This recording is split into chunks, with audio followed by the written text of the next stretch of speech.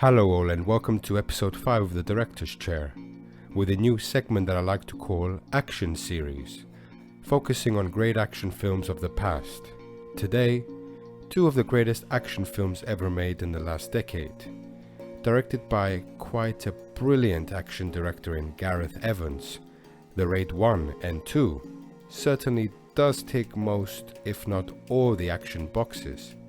Breakneck action, tense plot, protagonist, as well as many antagonists, well choreographed action in the fighting technique of Pencak Silat.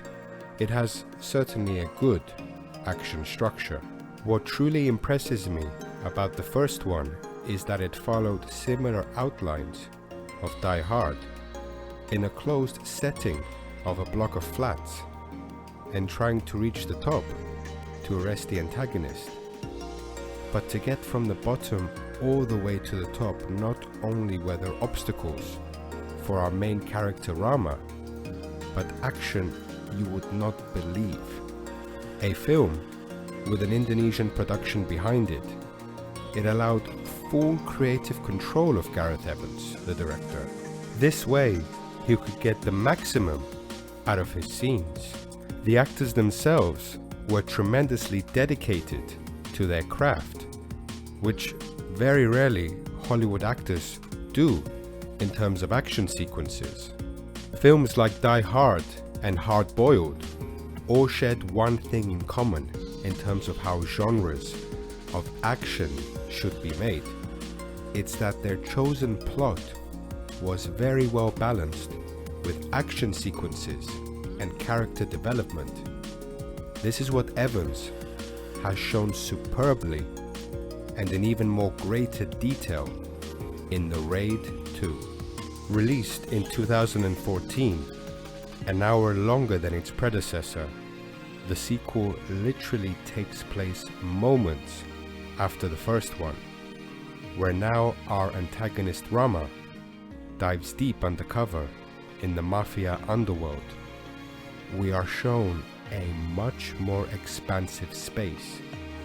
We got used to the previous film of one controlled space, but this time round, there would be more. Plenty more. Gareth Evans took what he learned from his first masterpiece and cranked the volume to a level that myself had not witnessed for a long time. Action sequences that make even any modern action film seem like a walk in the park.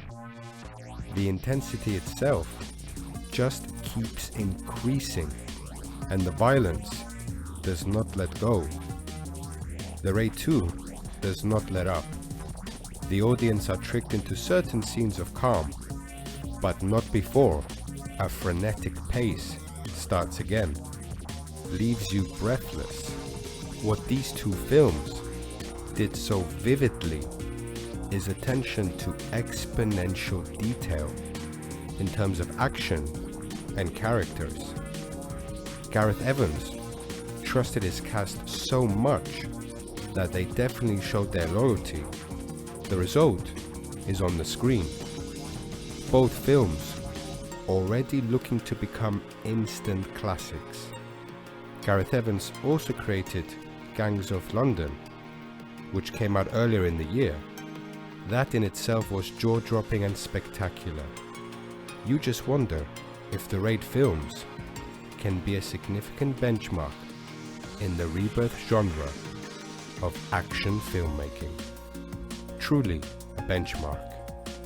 Thank you for listening to my latest episode of the Director's Chair Action Series segment. We'll be uploading more episodes soon, showcasing film and the medium as a whole. Thank you again for your support. Goodbye all.